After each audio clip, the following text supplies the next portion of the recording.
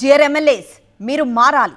మళ్ళీ చెప్తున్నా, మీ తీరు మారాలి, లేదంటే యాక్షన్ తప్పదంటూ కొందరు ఎమ్మెల్యేలకు వార్నింగ్ ఇచ్చారు సీఎం చంద్రబాబు. ఈ వార్నింగ్ ఇచ్చింది ఎంతమందికో తెలుసా?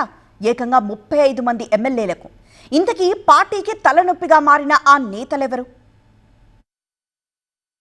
వివాదాల జోలికి పోకుండా ప్రజలకు సేవ చేస్తే ఎమ్మెల్యేల గ్రాఫ్ బాగుంటుంది.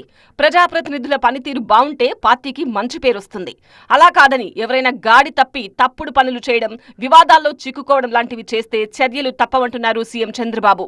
ఇటీవల కొందరు ఎమ్మెల్యేల తీరు వివాదాస్పదంగా మారడంతో ఆయన ఈ వార్నింగ్ ఇచ్చారు.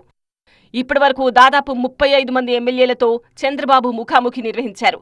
తప్పులను సరిచేసుకోమని చెప్పారు.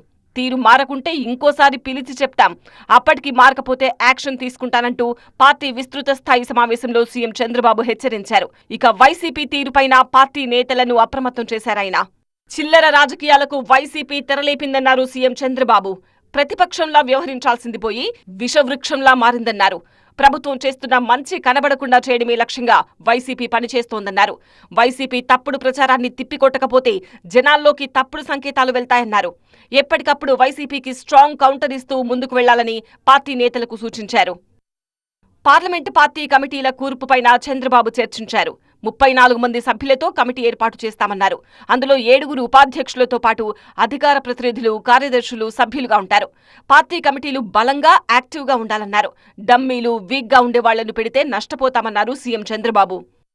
ఇక సెప్టెంబర్ 6న సూపర్ 6 సూపర్ హిట్ పేరుతో భారీ ఎత్తున కార్యక్రమం నిర్వహించాలని పార్టీ నిర్ణయించింది. అనంతపురంలో ఈ కార్యక్రమం ఉండబోతోంది.